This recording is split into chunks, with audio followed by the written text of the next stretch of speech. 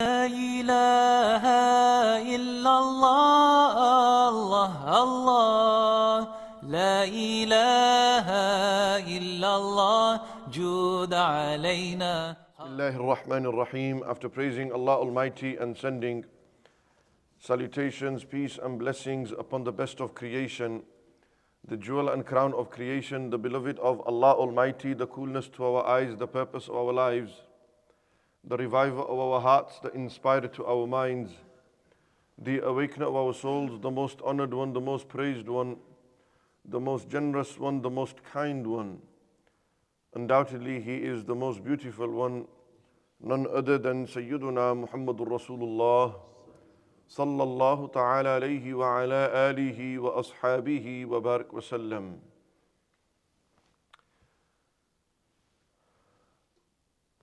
As we are well aware, from October the 7th till now, there is a genocide taking place in the holy lands of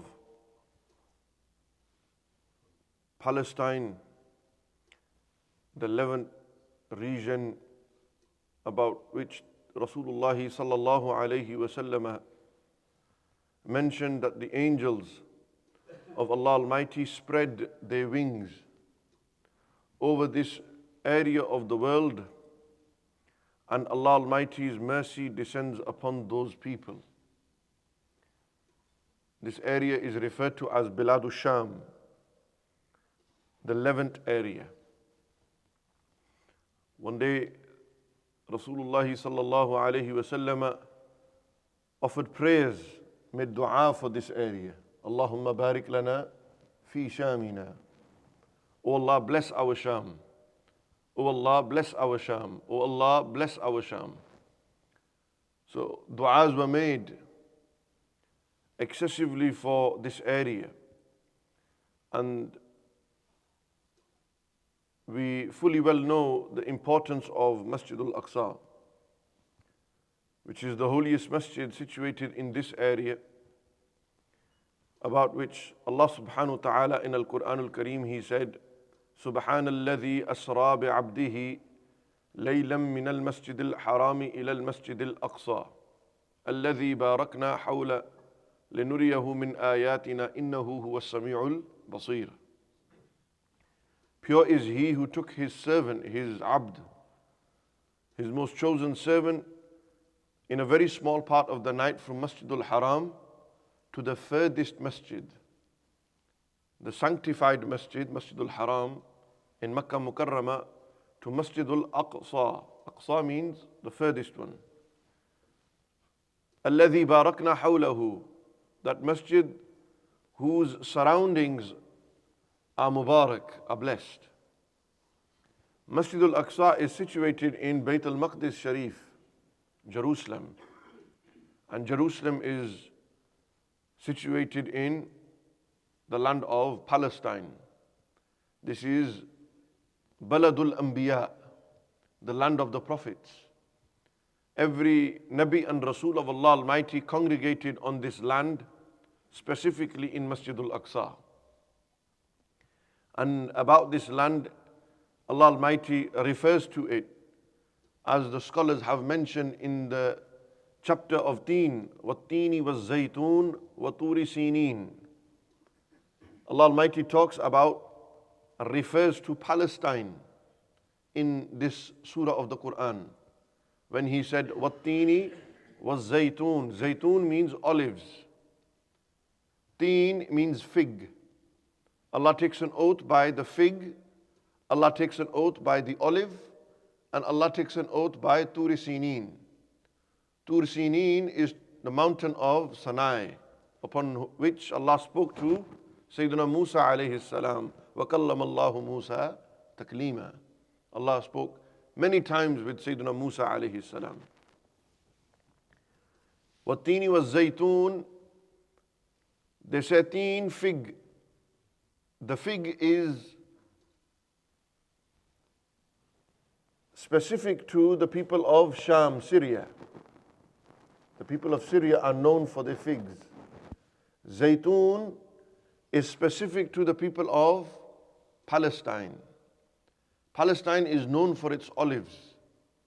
There is a mountain even referred to in Jerusalem called Jabal Zaytun, the mountain of olives.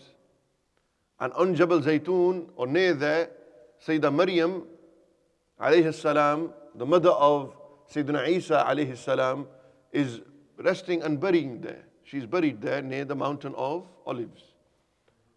So this area of Bilad Sham, the Levant area, this specific area, Palestine, this is referred to in Al-Quran Al-Kareem through its most unique thing, attribute to it, which is, amongst the many unique things, is the olive.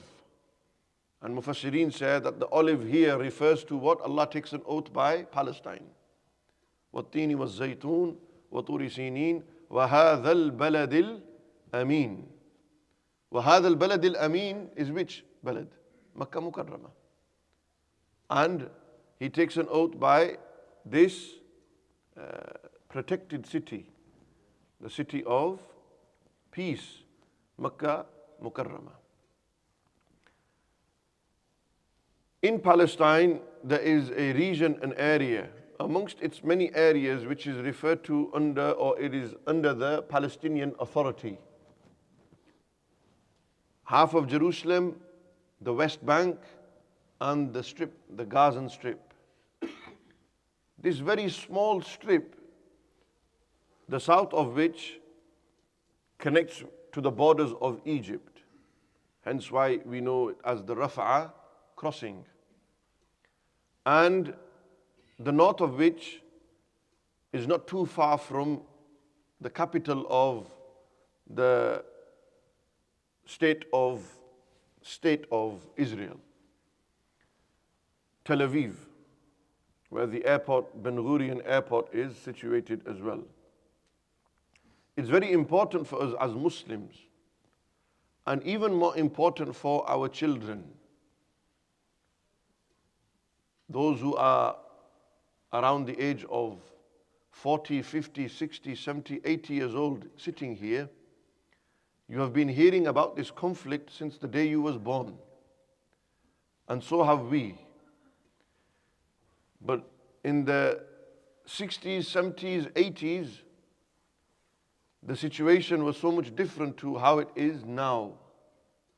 Since then, more and more and more of the land of Palestine has been taken illegally, has been occupied illegally by the state of Israel, violating international laws, violating the UN treaties, violating what the authorities around the world have stipulated with regards to the land of Palestine. Of course, its distant history begins from the late 1800s, after the First World War, at the collapse of the Ottoman Empire, and how the land of Palestine came under British colonial rule. And therefore, under an individual by the name of Balfour, it was a treaty that was made with the Zionist movement, in order to take over the land of Palestine and make it as a new state for the Jewish people. And this is the agenda of Zionism. Zionism's agenda is that they have a state for their people. Whereas in true Jewish scriptures and belief, the Orthodox Jews believe and know that there is no state of land for them on this earth. They have nowhere that they can refer to as their home or their state, for they were banished from the holy land of Jerusalem. They were banished from there. Because of the number of violations, their transgressions against the laws of Allah Almighty, the commands of Allah Almighty took this away from them. Therefore, if you ask those who truly follow the teachings of Judaism, the Jewish people will tell you that we do not have a state. We do not have an issue with Jewish people living in Palestine, those who were there prior to 1947. Those who were there prior to 1947 who had their homes in there. Remember, Palestine was a land that was for the Christian and Jewish people as well under Muslim rule. There's no issue with Jewish people living in Palestine. It's the Palestinians' authority, the Palestinians whose rights have been taken away from them. That is the issue. That the Palestinians are not being given the rights that they deserve. They are treated as second or third, even third class, hatta not even second, third class citizens. I've been to Palestine 17 times. Can you imagine a country which has, it's your country. Your great-grandfather, grandfather, father lived in this country. They had business in this country. They had children in this country. They have family trees going back to the time of Salahuddin al-Ayyubi, rahmatullahi ta'ala alayhi. They have been occupying and being the ones who have owned this land. This is their home. This is their land. For hundreds, centuries now, and all of a sudden, the new child, that new Palestinian baby that is born in the land of Palestine, he is born in an environment, in a country, in his own country, where he must pass through 257 or so checkpoints. Imagine you have to go through checkpoints to get through your own country. It's your country, but you have to go through checkpoints. You are caged. You are controlled. There are restrictions and limitations, rights. Your rights have been taken away from you. And this is how the Palestinian people, and this is the general state of the Palestinian people. You've got the green card, you've got the blue card. He who has the blue card is freely allowed to travel in the state of Palestine. They can travel throughout. And those who have a green card, they are not allowed to travel outside of their own Palestinian territories. For example, the people who are living in the West Bank. The West Bank is the area where Sayyidina Ibrahim alayhi salam and his family are resting. The graves of the family of Sayyidina Ibrahim, Sayyidina Ishaq, Sayyidina Yaqub, Sayyidina Yusuf, Sayyida Rifqa, Sayyida Hajra, Sarah, they are all resting and buried in the West Bank region, in the West Bank area. So when we go for ziyarat and we go to Masjid al-Aqsa, we always go to the grave of Sayyidina Ibrahim. It is in an area called Khalil, Hebron. Hebron is situated in the West Bank. The West Bank literally is a stone throw away from Masjid al-Aqsa. The walls that have been erected against the Palestinian people who are living in the West Bank region, those walls, if they were to take them down, instead of taking a 45-minute detour around the wall in order to enter the West Bank through the checkpoints, they would be able to enter into Masjid al-Aqsa Sharif within 10 minutes. Restrictions on these people. And then, aside from the people who are being persecuted and oppressed inside the West Bank region, you must look at those who are being persecuted in the Gazan region. What is happening in Gaza? There's a blockade. For the last 17 years or so, 2.2 million Palestinians live in the Gazan Strip. It's a small strip. From east till west, it will take you 30 minutes. From north till south, it will take you around 2 hours, less than 2 hours. Maybe 1 hour. Very small strip. In this small strip, which on its western side is the sea, and the eastern side is the country, you will find that in this small strip is a population of 2.2 million Palestinian Muslims and Christians that live there. 2.2 million Palestinian Muslims and Christians in this very small area. And erected all the way around it is this very highly sophisticated wall made of unbelievable technology, which had been broken through on October the 7th, and atrocities took place. The Palestinian people in the Gazan region for the last 17 years and even more have been freely bombed. Many a time they have been bombed. Many a time persecutions have occurred against them. The Palestinian people, half of whom, 2.2 million, half of whom are children. Can you imagine? Half the population of Gaza are children under the age of 16. That's over 1 million of the population of Gaza are children. And then we see that the remaining million are the adults that live in this region, in this area. After October the 7th, we are hearing over 5,000 innocent people have been killed. They have been brutally murdered by the regime, the IDF regime. That's what's happened. Using this mantra, using this excuse that we are exterminating the terrorists who are using the people of Gaza as human shields, what are we going to do? We're going to bomb this place. We're going to raze it to the ground so that nothing remains here. And within this, children, half of the 5,000 have been children. Over 500,000 have been displaced. Imagine, letters are being thrown from the sky telling you that vacate the north of Gaza, move to the south. And then from the south of Gaza, cross over and go to the Sinai Peninsula, the Sinai region, go to Egypt. Why? Why must they leave their homes to go to Egypt? So tomorrow you'll close the borders and not let them back inside, and then you can take this and say, Gaza is ours now, not yours. And this is the plan of the enemy. This is the plan of those against who are resisting.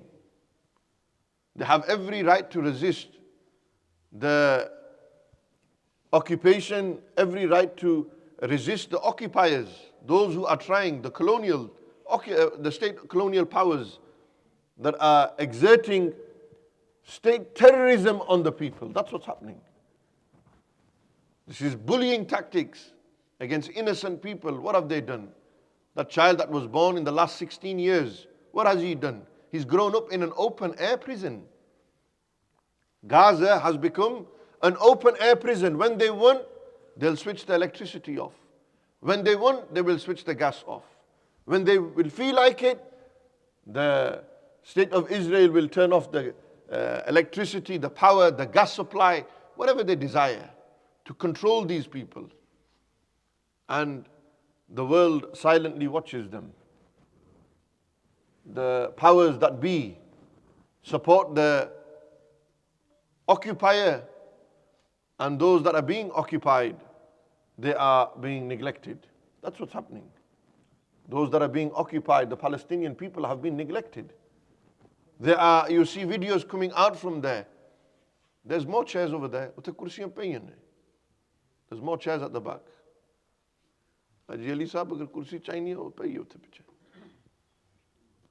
Drushif pariye. Allahumma salli ala Sayyidina wa Mawlana Muhammad wa ala alihi wa sahbihi wa barik wa sallim. And look at that in this region, how it's controlling. How they fear the people of Iran. How they fear look at the Jordanians. They say the people of Jordan are alive. The people of Libya are alive. You heard what was said in the parliament in Libya. Give us permission, we will send our armies in. We will liberate these. Allahu Akbar. The Ummah is not asleep. The reality is the Ummah is not asleep. The Ummah is awake. You only have to go onto Twitter, you have to go onto social media, and you will see the people's opinion. The public opinion is in favor of the people of Palestine. It is promoting. You see how Allah Almighty, Piers Morgan is someone who you can see in the way he delivers that he has an agenda. But the good thing is he's calling our people on. He's giving them a platform. How Allah works, amazing. That the more he calls our people on, the more promotion for the people of Palestine. The more publicity for the people of Palestine. And this is what needs to continue. We need to maintain this awareness We mustn't assume and think that what is my one post going to achieve? Or if I go and attend a protest, what will happen? It's not going to change nothing. No, no, wallahi, it will change. It is all small bricks leading to the path of salvation and freedom for the Palestinian people. Even though the world leaders, Muslim world leaders, they give a good talk. They talk the talk. They say the right things. For public opinion and to keep their votes and to keep their seats, they will use the Palestinian cause to maintain their control. Irrespective of that, despite that, they don't do nothing. Egypt has 100 million. The president of Egypt, Sisi, can send his army in if he desires. The king of Jordan, if he so wishes, can send. Though the ummah is awake, sadly the ummah is weak. There is weakness within the ummah. And what weakens the ummah is its leadership. If the leaders are strong, the ummah is strong. If the leaders are weak, the ummah is weak. And history shows this. When Sayyidina Salahuddin and Nuruddin Zangi, rahmatullah alayhima, when these great men decided to liberate Palestine after 88 years of Christian crusade occupation in the Holy Land, what did Salahuddin al-Ayyubi do? Study his life, you will find that Sayyidina Salahuddin united the Muslim ummah. The ummah was united, became one. Through its unity, we found that then he was able to liberate Masjid al-Aqsa from the rule of the crusade. How? Through unity. Uniting the ummah. That on this issue, there must be unity within the ummah. There mustn't be a difference of opinion. We all believe that the people of Palestine have been deeply and severely oppressed. Dhulm has been done upon them. And وَلَا تَحْسَبَنَّ اللَّهَ غَافِلًا عَمَّا يَعْمَلُ الظَّالِمُونَ. Do not assume or think that Allah is unaware of the zulm, the injustice that the oppressors do upon the people. Allah sees everything. Allah knows everything. And Allah Almighty has put the ummah, ultimately Allah has tested the ummah.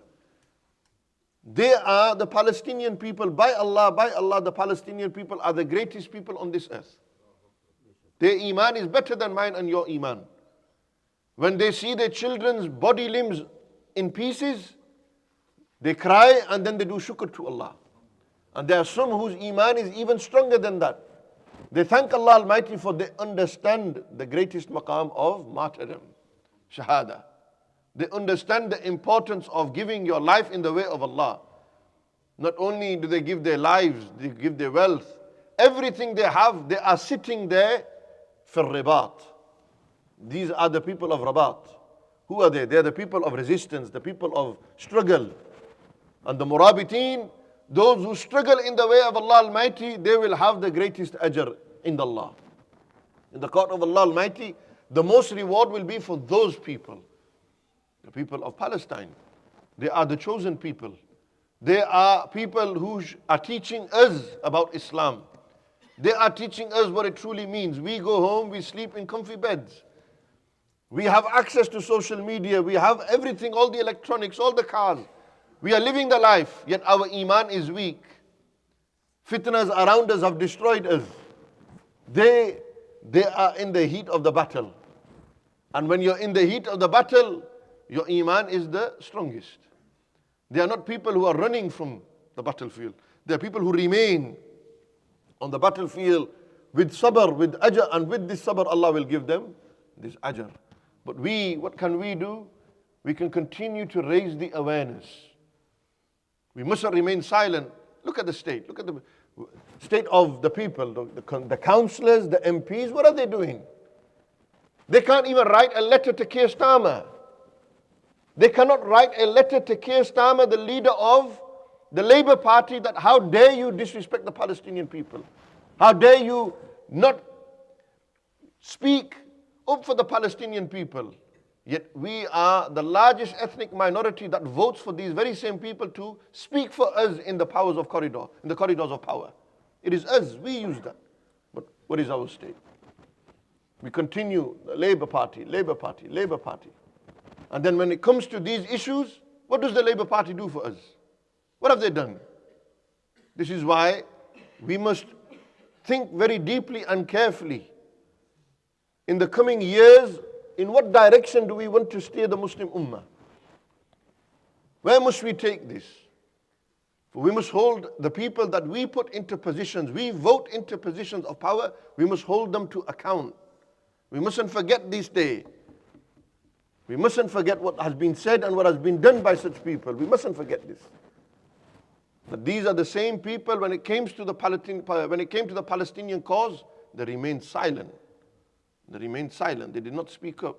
The genocide that was taking place, the merciless killing, bloodthirsty state of Israel that was murdering for days on end those who are living in the Holy Land, in the land of Gaza, the land of the birth of Sayyidina Imam Muhammad ibn Idris al-Shafi'i rahmatullah alayhi, the land where the great grandfather of Rasulullah sallallahu alayhi wasallam is buried, Sayyidina Hashim radiyallahu anhu. We mustn't forget these people. We must continue to raise our voices, create awareness, and we must hold to account those.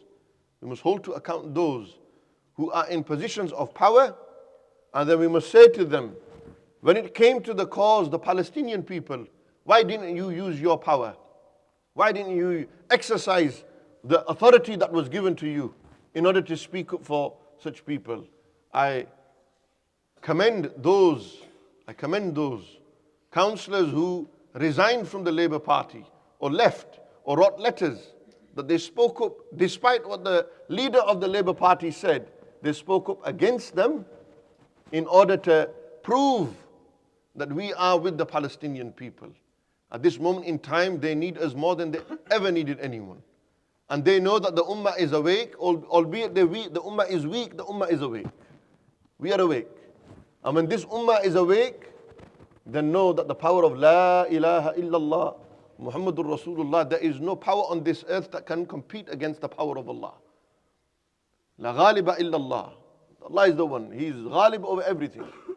He has power and supremacy over everything, subhanahu wa ta'ala. And we have Allah Jalla wa ala. He is with us, subhanahu wa ta'ala. May Allah Almighty strengthen our iman, forgive us for our sins, and Allah Almighty shower mercy upon the ummah of Rasulullah sallallahu alayhi wa sallam. Wa aqulu qawli hadha, astaghfirullah li wa lakum, wa akhiru da'waya, and alhamdulillahi rabbil alameen. Allah, Allah, la ilaha illallah, jud alayna.